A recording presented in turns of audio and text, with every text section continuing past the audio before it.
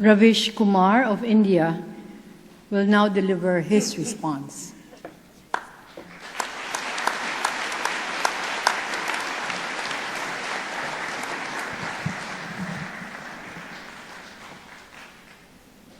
Namaskar.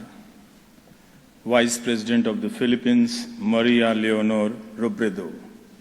Former President Fidel V. Ramos, trustees of the Ramon Magsaysay Award Foundation, distinguished guests, members of the Magsaysay family, fellow awardees, ladies and gentlemen.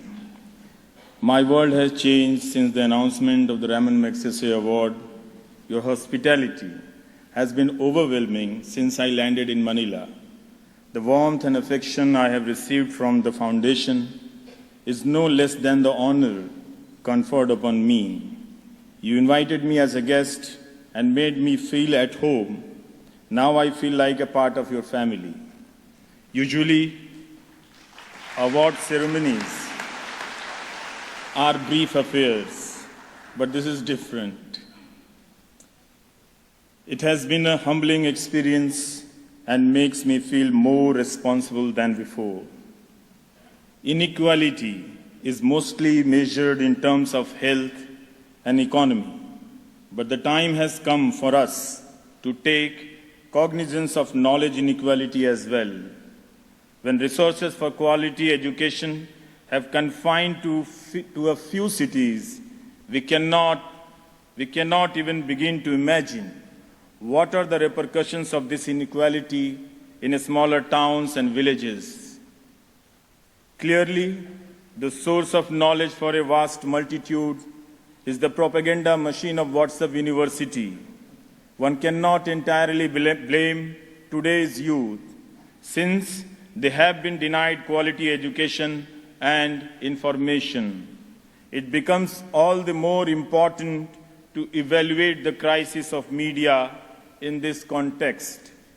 If media too begins to function like the WhatsApp University with fake news and fake knowledge, what then would be the consequences for society?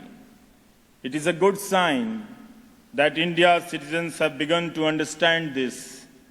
That is why the congratulatory messages that I am receiving are also replete with worries on how the media has turned rogue in India.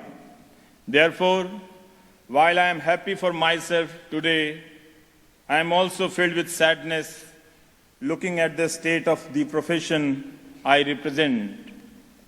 Indian media is in a state of crisis, and this crisis is not accidental or random, but systemic and structural.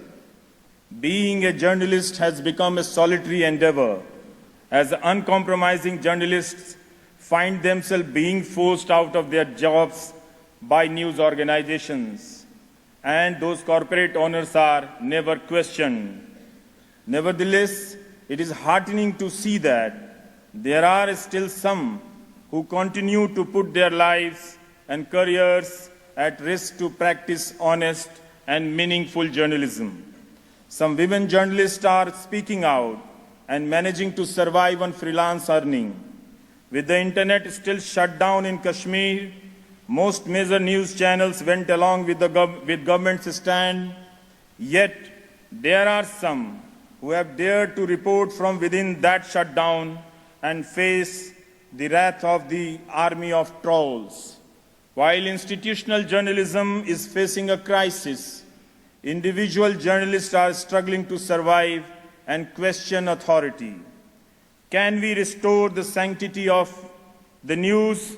I do hope audiences will once again realize the value of truthfulness in reporting and the diversity of voices and opinions, because a democracy can thrive only as long as its news is truthful, information is truthful. I accept the Ramon Magsaysay Award.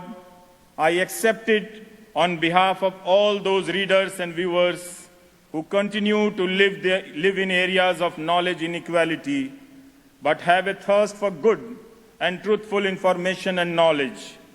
Many young journalists realize this challenge. I am confident that in times to come, they will be able to restore the meaning of true journalism.